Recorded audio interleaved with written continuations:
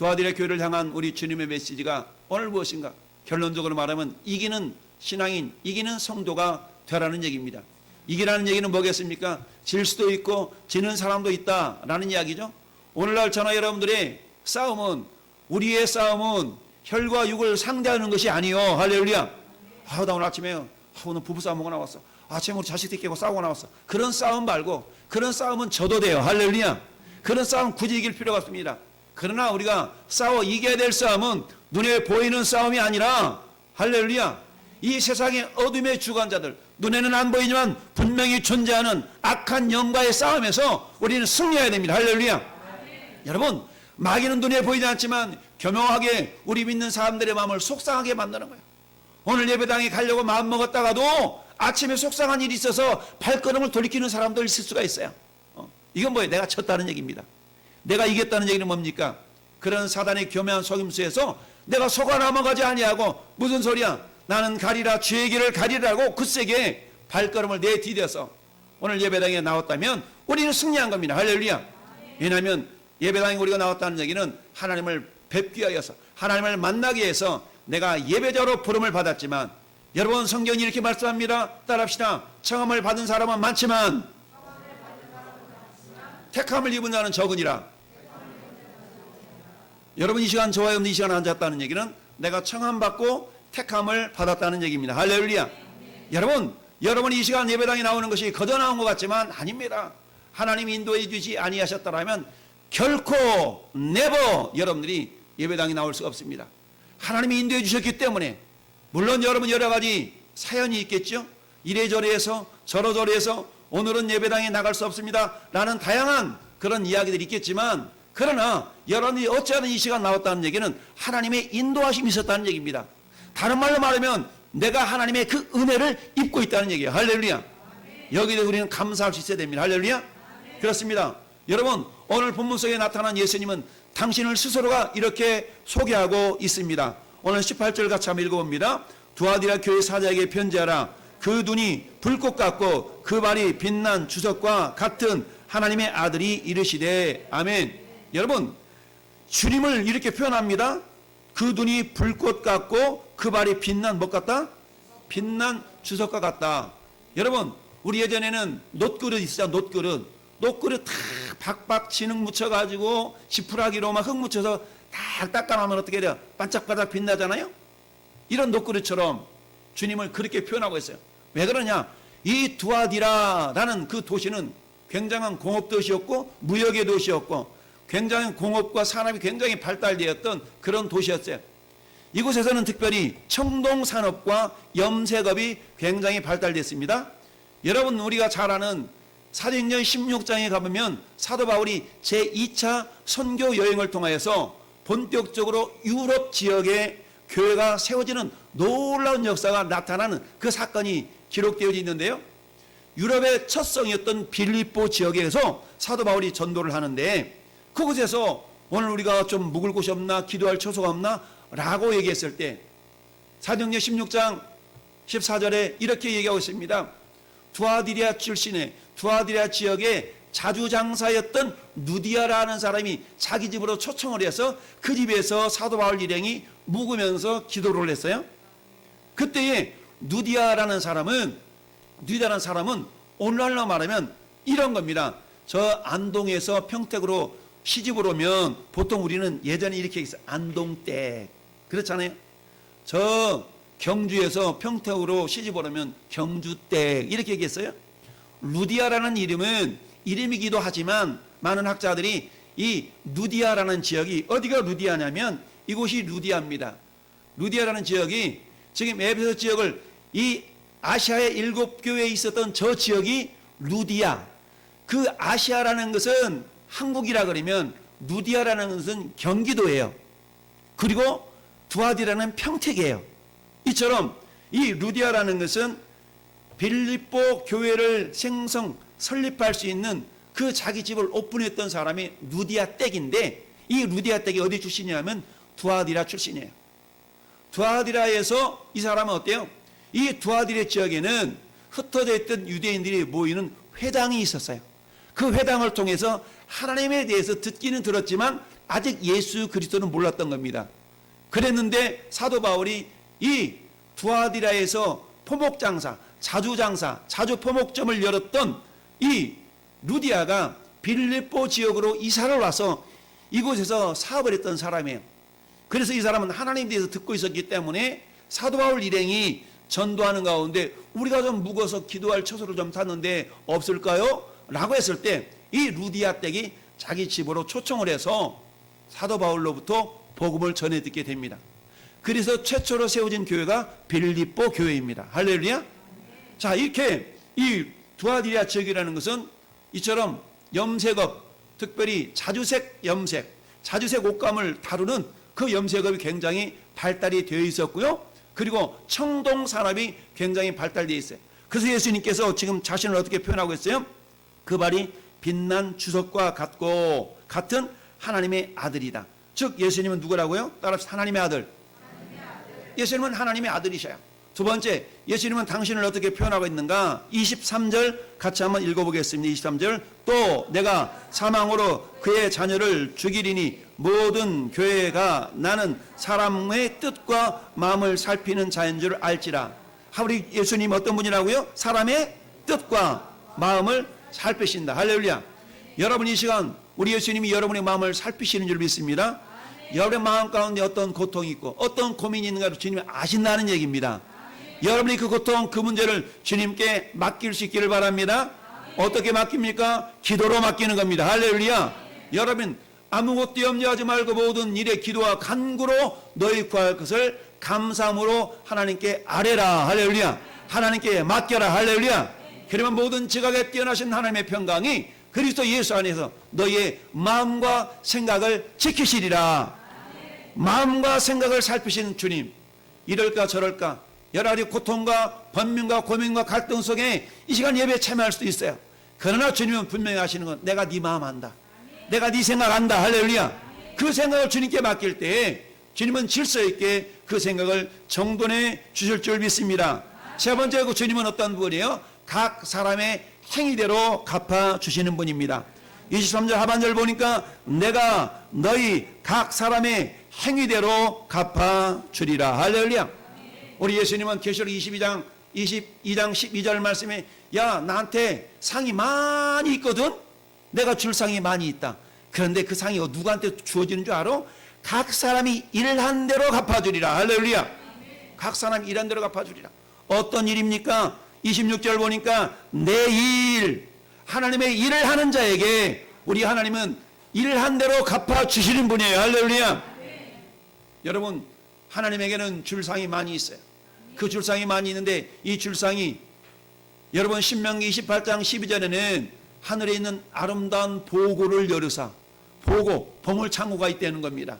하늘 아래에 보물창고가 있는데 그 보물창고를 열어서 저는 여러분들이 주기를 원하시는 것이 하나님의 마음이에요. 할렐루야. 그런데 하나님의 것은 너무 귀하기 때문에 아무렇게나 거지 적선하듯이 그렇게 주시는 하나님이 아니라 하나님 것은 너무 귀한 거예요. 귀한 거기 때문에 귀하게 받을 사람들에게만 주시는 겁니다. 할렐루야. 그래서 귀하게 받을 준비가 된 사람을 따라합시다. 사모하는 사람, 갈급한 사람, 사모하고 갈급한 심령에게 우리 주님은 좋은 것으로 채워주신다라고 말씀하고 있어요. 오늘 본문에 나타나는 예수님은 하나님의 아들이시오. 마음과 뜻을 감찰하시는 분이시오. 그리고 사람의 행위대로 갚아주시는 하나님이심을 믿습니다. 여러분 오늘 두아들 교회를 향해서 예수님이 첫째는 칭찬이 있고 두 번째는 책망이 있습니다. 책망을 받았다는 얘기는 그 책망에 대해서 고쳐먹으라, 회개하라, 돌이키라라는 메시지이고, 칭찬을 받았다는 얘기는 그 칭찬을 계속 지켜나가라라는 의미인 줄 믿습니다. 혹여라도 저와 여러분 가운데 칭찬의 요소가 있다면 오늘 말씀에 있는 것처럼 끝까지 지켜라. 할렐루야. 굳게 잡아라. 할렐루야. 라고 주님이 말씀하고 있습니다. 더불어서 혹시 우리 가운데 오늘 본문에서 주님이 두아들의 교회를 책망하신 그 메시지가 나에게도 적용이 된다면 우리는 뭐 하면 돼요? 회개하면 됩니다. 할렐루야. 우리 주님은 회개하는 심령을 기쁘게 받으시고 우리에게 은혜로 갚아주신 줄 믿습니다. 그렇다면 오늘 이 두아들의 교회 주님이 무엇을 칭찬하셨을까요? 그것은 따릅시다. 균형 잡힌 신앙. 그렇습니다. 균형 잡힌 신앙을 우리 주님이 칭찬을 했어요. 여러분, 균형 잡힌 신앙이라는 것이 무엇일까요? 따라합시다.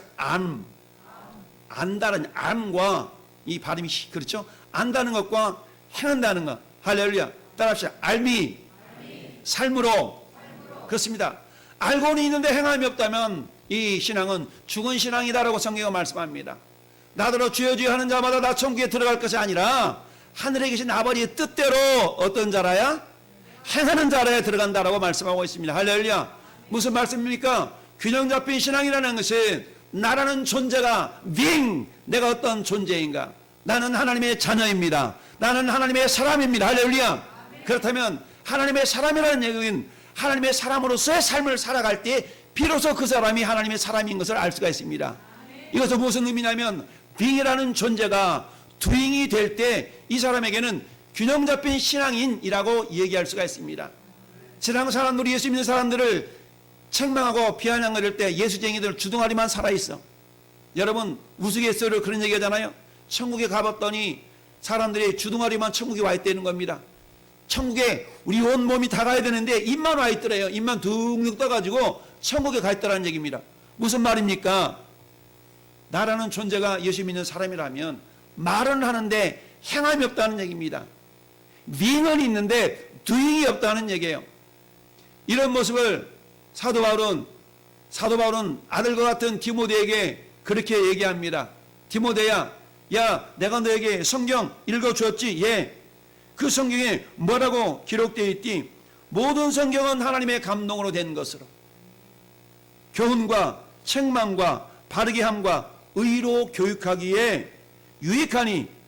따라합시다. 이는 하나님의 사람으로 온전하게 하며 모든 선한 일을 행할 능력을 갖추게 하려 함이라. 두 가지예요.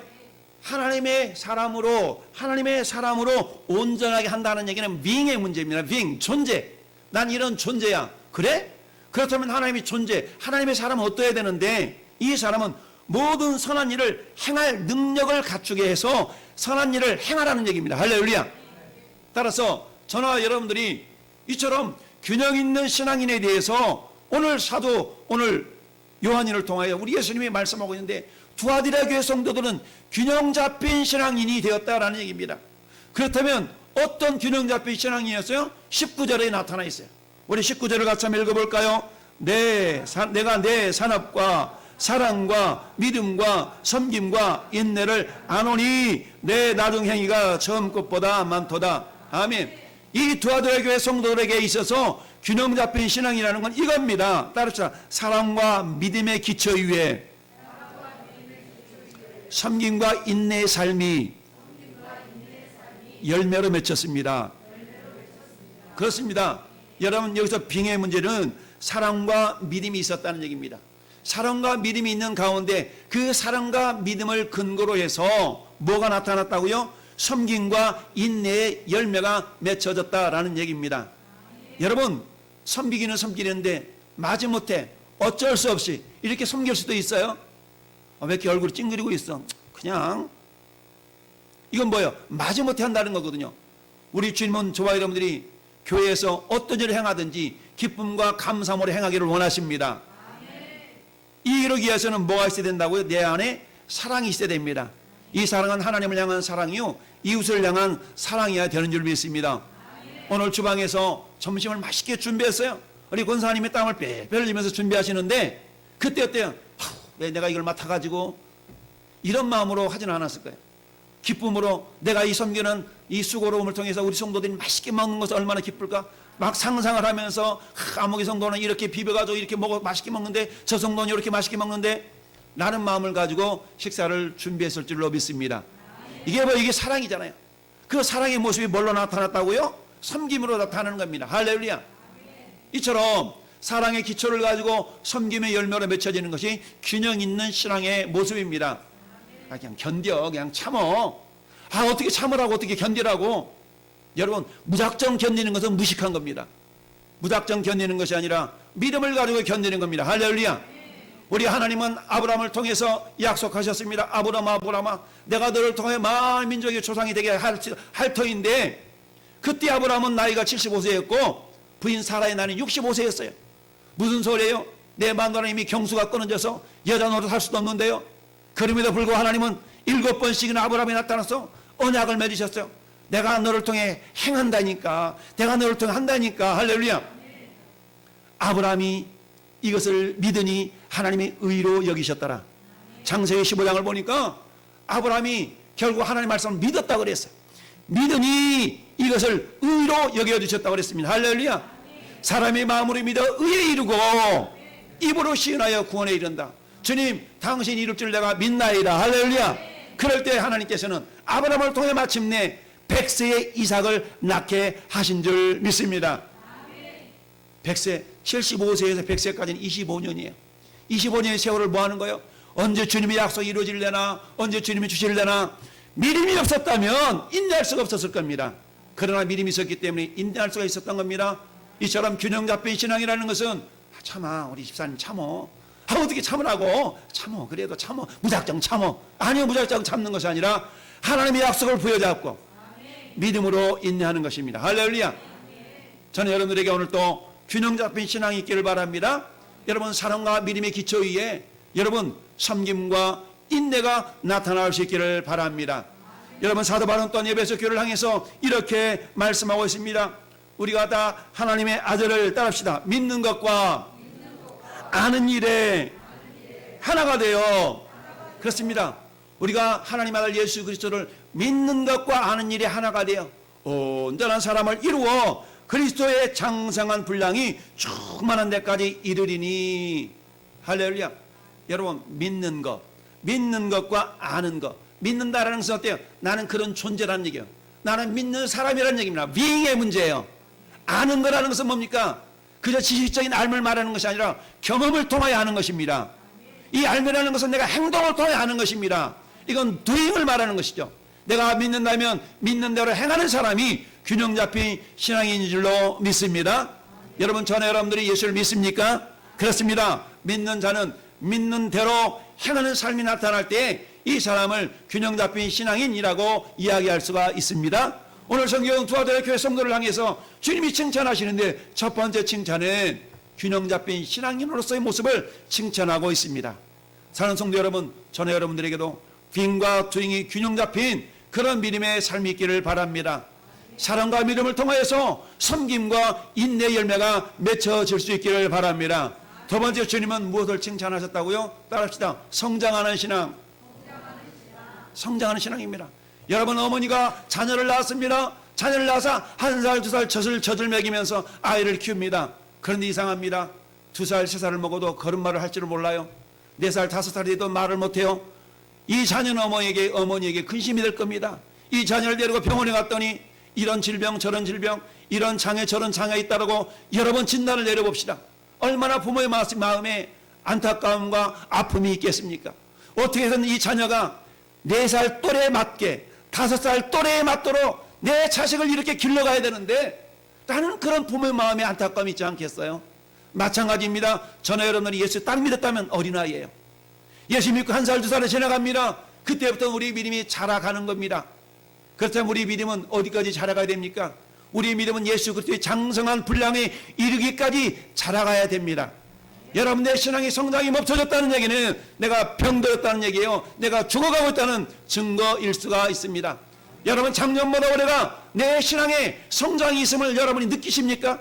작년보다 올해가 내 믿음이 자랐다고 여러분이 느껴지지 않는다면 여러분 스스로가 나는 병든 신앙인일 수가 있다는 것을 여러분이 깨달아 알아야 됩니다. 할렐루야.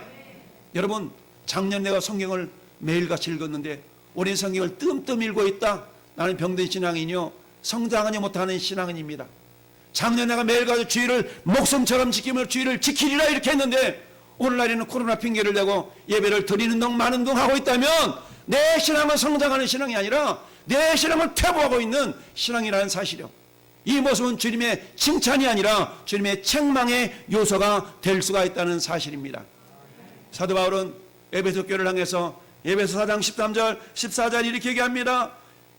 하나님 아들을 믿는 것과 아는 일에 하나가 되어 온전한 사람을 이루어 그리스도의 장성한 분량이 충만한 데까지 이르리니 이는 우리가 이제부터 따라합시다. 어린아이가 되지 아니하여 사람의 속임수와 간사한 유혹에 빠져 온갖 교훈의 풍조에 밀려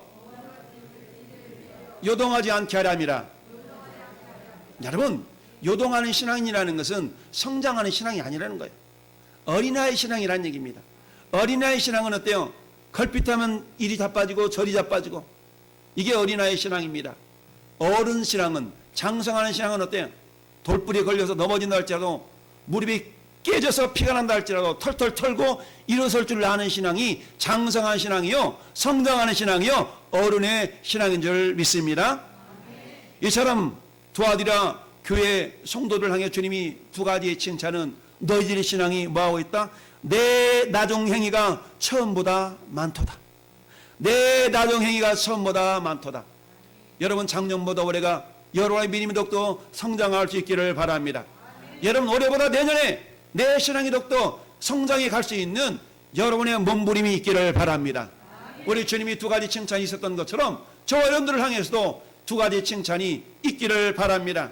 균형 잡힌 신앙인, 성장하는 신앙인으로서 그 누군가가 내 신앙을 평가할 때에, 맞아, 저 집사님 보니까 작년보다 얼마나 믿음이 자랐는지 모르겠어.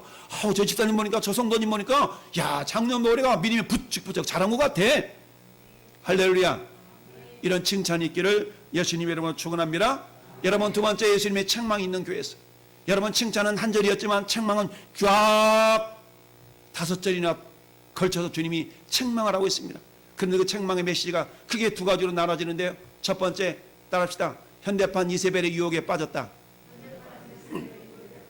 현대판 이세벨의 유혹에 빠졌어요. 여러분, 이세벨이 어떤 여인입니까? 이세벨은 여인이에요, 여인. 이세벨은요, 여러분, 열왕기상 16장에 보니까 저 북쪽의 7번째 왕이었던 아합 왕의 마누라였어요. 아합 왕의 마누라였는데, 이 이세벨이 어떤 여인이냐면 저 두로와 시돈이라는 이방 나라의 공주였는데, 이방 나라의 공주를 하나님을 섬기는 나라의 왕이 그 여인을 마누라로 받아들였어요. 그러니까 어떤 일이 발생합니까?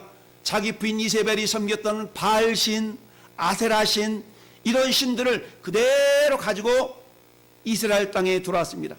하나님을 전심으로 섬겨야 될 이스라엘 백성들이 이세벨을 통하여 들어온 바알신과 아세라신을 섬기는 우상의 나라로 변질이 되어져 버렸습니다. 이 모습을 보시고 우리 주님이 안타까워서 이렇게 말씀하고 있습니다. 사마리아 지역에 바알신전을 건축하고 아세라신을 만들었으니 그는 그 이전에 이스라엘 모든 왕보다 심히 이스라엘 하나님 여호와를 노하시게 하였더라. 아방이 이세벨이라는 여인을 마누라로 맞아들이면서 이세벨이 섬겼던 바알신은 한번 하면 농사를 풍요하게 만드는 신이라고 그래서 그들이 섬겼어요. 그 바알신의 마누라 신이 아세라 신인데, 이 아세라 신 여러분이 인터넷에 검색해 보면 저통이 막 한 수십 개 달려 있는 그런 신이에요. 다사라 신, 이런 어떤 그런 신, 부부신인데, 이 신을 이 이스라엘이 하나님 여호와를 섬겨야 되는데 그렇지 않냐고 이방신을 섬기는 나라가 되고 말았던 겁니다. 이 모습을 보신 하나님께서 어때요? 심히 노하셨더라. 여호와를 노하시게 하였더라. 할렐루야. 이런 모습이 있었다는 얘기입니다. 그렇다면 예수님 당시에 이 요한계시록을 기록한 당시가 주후 90년이요. 주후 95년경이거든요.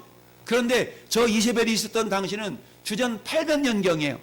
그러니까 약 900년의 세월이 있었기 때문에 이세벨이 이 당시에 새롭게 나타났다는 얘기가 아니라 이세벨과 같은 그런 모습으로 두아드라 교회를 유혹해서 그들을 타락시켰던 그런 여인이 있었다는 얘기입니다. 여러분, 어느 한 공동체를 무너뜨리는 것은 많은 사람이 필요 없습니다. 한 사람의 교묘한 속임수로 말미암아서 그 공동체가 무너질 수도 있고 그 공동체가 바르게 세워질 수도 있다라는 이야기입니다. 여러분, 저는 여러분들은 이세벨과 같은 존재가 아니라 주님, 내가 바로 약인입니다. 내가 바로 보았습니다. 나는 솔로몬 성전의 두 기둥과 같은 그런 믿음의 주인공들이 될 수 있기를 바랍니다. 그렇다면 이세벨의 유혹이 무엇이었을까요? 이세벨의 유혹은 오늘 20절 보니까 이렇게 얘기합니다. 그러나 내게 책망할 일이 있노라. 자칭 선지자 하는 여자 이세벨을 네가 용납함이니 그가 내 종들을 가르쳐 꾀어 뭐하게 했어요? 행음하게 하고 또 뭐 했어요? 우상의 제물을 먹게 하는 도다. 아멘. 행음하게 하고 우상의 제물을 먹겠다는 얘기입니다. 여러분, 이것은 어떤 모습이면 이런 모습이에요. 요즘 회사마다 10명 이상이 모이면 노조를 조직하지 않습니까? 노동조합을 결성을 합니다. 그래서 어떻습니까? 노동조합을 결성해서 노동자들의 권익을 막 앞세우는 그런, 우리나라처럼 강성노조가 많이 활개치는 그런 나라가 전 세계에 없습니다. 강성노조 때문에 기업을 못해 먹겠다고 해가지고 해외로 많이 나가서 그런 공장을 차리는 그런 기업들도 있지 않습니까? 그런 것처럼 이 당시에도 이런 노조가 있었던 거, 노조가 있다 보니까 이 두아디라는 지역에 길드라는 그런 조합이 있었는데 이 조합에 참여하지 않으면 먹고 살 수가 없는 거예요. 조합을 참여해야만이 먹고 살아가는 그런 어떤 구조가 이 두아디의 지역이 있었어요. 자주장사했던 누디아도 역시 마찬가지. 주석 청동산업이 발달했던 이 지역, 각 구조마다, 각 산업 사람마다 노동조합, 오늘날의 노동조합과 같은 그런 노조들이 결성이 다 되어 있었어요. 그래서 그곳에 소속이 되어지지 않으면 왕따를 당해가지고 한마디로 먹고 살 수가 없는 거예요. 먹고 살 수 없다는 얘기는 무슨 문제? 경제적인 문제입니다. 경제적인 문제에 위협이 있었다는 얘기입니다. 그러다 보니까 어떤 일이 발생해요? 나는 하나님을 믿어. 하나님을 섬기기는 섬기는데 어떤 일이 발생해요? 내가 노동조합에 속하지 아니하면 먹고 살 수 없으니까 노동조합에 어쩔 수 없이 포함이 되는 겁니다. 그런데 문제는 이 노동조합이 결성이 되어져서 노동조합에 속하게 되면 각 노동조합마다 섬기는 신들이 있었어요. 섬기는 신들이 있어가지고 그 신들에게 제사를 지내는 거예요. 그럼 어때? 제사를 지내는 그 음식을 오늘 말씀 보니까 우상의 제물을 먹게 하는도다. 우상의 제물을 먹을 수밖에 없는 그런 구조를 만들어 놓은 거예요. 그러다 보니까 어때요? 내가 그 노조에 참여하지 아니하면 내 사업을 경영해 나갈 수가 없으니까 어쩔 수 없이 참여해. 어쩔 수 없이 참여하다 보니까 또 어떤 일이 발생해? 우상을 섬기는 쪽으로 흘러갈 수밖에 없는 겁니다. 그러니 어떻게 되죠? 자연스럽게 이세벨이라는 이 한 사람을 비유적으로 설명하고 있지만 이것은 결국 뭡니까? 그 두아디라 도시에 있는 어떤 구조적인 문제예요. 경제적인 구조가 하나님 믿는 사람들조차도 우상을 섬길 수밖에 없는 그런 구조로 이끌어갔다는 얘기입니다. 여러분, 오늘날 한번 생각해 보세요. 여러분들이 만약에 직장 생활하는데 그 직장에서 내 목숨이 왔다리 갔다리 하는데 목줄이 달려있는데 그 직장에서 사장님이 보름날만 되면 맨날 제사 지내는, 이상한 신의 제사 지내는 그런 회사의 사장님을 쳐봅시다. 모든 직원들을 강당에 다 불러놓고 오늘 제사 지내는데 다 같이 경례 이렇게 시킨다고 해봅시다. 아, 저는 예수 믿는 사람인데요, 저는 안 됩니다, 저는 안 하겠습니다 라고 말할 사람이 과연 몇 명이나 되겠냐는 얘기죠. 왜? 내 새끼가 5인데 내 5명의 자식들이 아버지 나한테, 가족이 나한테 지금 다 눈을 쳐다보고 있는데 내가 그 회사에서 잘리면 먹고 살 일이 막막한데 그 회사 사장님은 보름날만 되면 제사상 차려놓고 온 직원을 불러 모아놓고 강당으로 불러 모아놓고 절을 하라 그러는데 저는 안 해요, 저는 예수 믿는 사람입니다 라고 말할 사람이 과연 몇 명이나 있겠냐는 얘기입니다. 이런 모습이 두아디라 지역에 있었다는 얘기죠. 그런데 주님은 이런 모습을 바라보면서 책망하고 있는 겁니다. 너희가 어찌하여 나는 네 마음과 생각을 감찰하는 하나님이걸랑 너희가 행한 대로 내가 갚아주시는 하나님이걸랑. 할렐루야. 네 생명의 문제를 내가 주관하고 있고 네 생명을 책임지는 하나님이걸랑 네가 나를 믿지 못하는구나 라고 주님이 지금 두아디라 교회를 책망하고 있는 것입니다. 그런 때 회개할 메시지를 주셨음에도 불구하고 뭐하고 있어요? 회개하지 않는다라는 얘기입니다. 회개하지 않으니까 어떤 일 발생해요? 22절 한번 볼까요? 볼지어다 내가 그를 어디에 던져요? 침상에 던져요. 하반절 보니까 큰 환란 가운데 던지고. 여러분, 두 가운데 던진다는 거예요. 첫 번째는 어디 던진다고요? 침상에 던지대. 침상에 던진다는 얘기가 어떤 의미예요? 침상에 던진다는 얘기는 여러분 병원 신세 진다는 얘기예요. 병원 신세. 병원에 침대에 누워있는 그런 신자가 된다는 얘기입니다. 뭐 하지 않으니까? 회개하지 않으니까. 이건 왜 그래요? 회개하지 않는다는 얘기는 어때요? 첫째, 하나님을 믿지 못하는 거예요. 둘째, 내 마음이 완고해가지고 굳어가지고 하나님을 온전히 신뢰하지 못하는 모습이에요. 여러분, 사도 베드로가 베드로후서 3장 8절에 이렇게 이야기합니다. 주의 약속은 어떤 일이 더디다고 생각하는 것 같이 더디는 것이 아니라 오직 주께서는 너희를 대하여 오래 참으사 따르시 아무도 멸망하지 않고 다 회개하게 이르기를 원하시느니라. 그렇습니다. 아무도 멸망치 않고 다 회개하기를 원하시는 것이 하나님 아버지 마음이에요. 그런데 오늘 이 두 아들의 교회는 크게 두 가지였어요. 이세벨의 유혹에 빠졌어요. 그리고 회개하기를 거절했다는 얘기입니다. 무슨 말입니까? 나 이 노동자 빠지면 안 돼. 그냥 노동자 속해서 하나님 아시죠? 제 마음 아시죠? 이러고 그냥 그대로 있어야 된다는 있었다는 얘기입니다. 그걸 과감하게 떨쳐버리지를 못했다라는 얘기죠. 이게 오늘 이 시대를 사는 저와 여러분들에게도 닥칠 수 있는 그런 위험한 요소일 수가 있다는 것을 우리는 알아야 됩니다. 여러분, 저희 여러분들이 주님은 말씀하십니다. 이기는 신앙인이 되라. 이기는 신앙이 되기 위해서는 첫 번째 따릅시다. 거짓된 신비주의를 배격하라. 여러분, 오늘날에 얼마나 많은 신비주의가 판을 칩니까? 다른 말로 말하면 따릅시다. 종교다원주의를 배격하라. 신비주의는 종교다원주의 한 분파이거든요. 오늘 말씀 보면 이렇게 얘기하고 있습니다. 24절을 같이 읽어볼까? 24절 시작. 두 아들이 남아있어 이 교훈을 받지 아니하고 소위 사탄의 깊은 것을 알지 못하는 너에게 말하노니 다른 짐으로 너에게 지울 것이 없노라. 할렐루야. 이 사람은 지금 믿음 생활을 잘 지키는 사람이에요. 그런데 사단은 교묘하게 뭐하고 있다고요? 사단의 깊은 것으로 우리를 유혹하고 있다는 얘기입니다. 사단의 깊은 것이 뭡니까? 여러분, 저 우리 밖에 게시판에 보면 신천지 이단에 대해서 이렇게 적어놨습니다. 많은 그리스도인들이 신천지 이단에 빠지는 이유는 왜 그래요?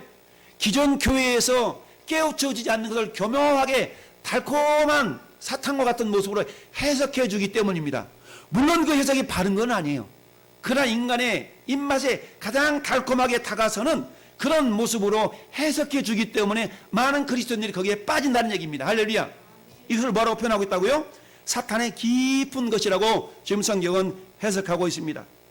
여러분, 거짓된 신비주의를 배격하라 라고 말씀하고 있습니다. 하물며 종교다원주의. 여러분, 2011년에 전 세계적으로 가장 위대한 업적을 남겼던 한 사람이 죽습니다. 췌장암으로 죽습니다. 그 사람 이름은 스티브 잡스입니다. 스티브 잡스는 13살까지 루터교 신앙을 갖는 자기 양부모 아래서 신앙생활을 했어요. 그런데 13살에 스티브 잡스는 신앙을 버립니다. 그리고는 어때요? 다양한 사이비 신앙을 갖게 됩니다. 그가 죽어가는 마지막 순간까지 그는 정통적인 의료의 어떤 그 치료를 거부하고 동양의 이상한 어떤 그런 치료, 신비적인 그런 부분에 있어서 치료를 꾀하다가 결국은 죽어갔어요. 여러분, 스마트폰을 개발해서 세계적인 영웅이 되었지만 그의 사고는 굳이 하나님은 어떤 존재예요? 스티브 잡스가 이런 이야기를 했습니다. 종교는 동일한 집으로 들어가는 여러 다른 문이라고 생각을 했어요. 기독교는 하나의 문인 거예요. 그냥 어떤 문, 그저 그들이 말하는 구원에 이른다는 하나의 문에 불과한 겁니다. 예수는 거기 한 대표자에 불과한다는 얘기입니다. 오늘날 우리 예수 믿는 사람 가운데 혹시 이런 사람이 있는지 모르겠어요. 왜 꼭 예수만 믿어야 되느냐고, 왜 꼭 교회를 다녀야만 되느냐고 이렇게 질문할 때 글쎄 우리 목사님이 그렇게 해, 이게 아니라 성경을 통하여서 분명한 믿음의 기초를 가지고 우리가 말할 수 있어야 됩니다. 여러분, 사도행전 4장 12절은 뭐라고 말씀합니까? 다른 이로서는 구원을 얻을 수가 없나니 천하 사람 가운데에 구원을 얻을 만한 다른 이름을 우리에게 주신 이 없다. 요한복음 14장 6절은 뭐라고 말씀합니까? 내가 곧 길이요 진리요 생명이다 라고 말씀하고 있습니다. 할렐루야. 내가 곧 길이요 진리요 생명이기 때문에 우리 주님을 통해서만 우리가 구원을 받는다라는 사실이에요. 할렐루야. 뭔 말입니까? 거짓된 신비주의를 배격할 수 있어야 됩니다. 예수 이외에도, 말씀 이외에도. 그런데 성경은 디모데후서 4장 3절 4절에 이렇게 우리에게 말씀해 주고 있습니다. 뭐라고 말씀하고 있는가? 자, 때가 이르리니 사람들이 바른 교훈을 받지 아니하며 귀가 가리워서 자기의 사욕을 따를 스승을 많이 두고 그 귀를 진리에서 돌이켜 허탄한 이야기를 따르리라. 굳이 설교 안 들어도 자기 마음의 위로를 삼는 많은 좋은 메시지들이 있다는 얘기입니다. 설교의 귀를 기울이기보다는 많은 사람들이 여러분 요즘 유튜브 손가락 몇 번 두들기면 얼마나 귀에 달콤한 이야기들이 들려지는지 몰라요. 그러나 그것은 우리의 영혼이 구원받는 건 아닙니다. 우리는 이런 거짓된 신비주의, 다른 말로 말하면 종교다운주의를 배격할 수 있어야 됩니다. 할렐루야. 이겨낸 신앙이라는 것, 이처럼 종교다운주의를 배격하고 거짓된 신비주의를 이기는 자라야만이 오직 말씀으로 충분합니다. 따라합시다. 말씀으로 충분합니다. 말씀으로 충분한 사실 알아야 합니다. 두 번째 따라합시다. 기본 신앙에 충실하라.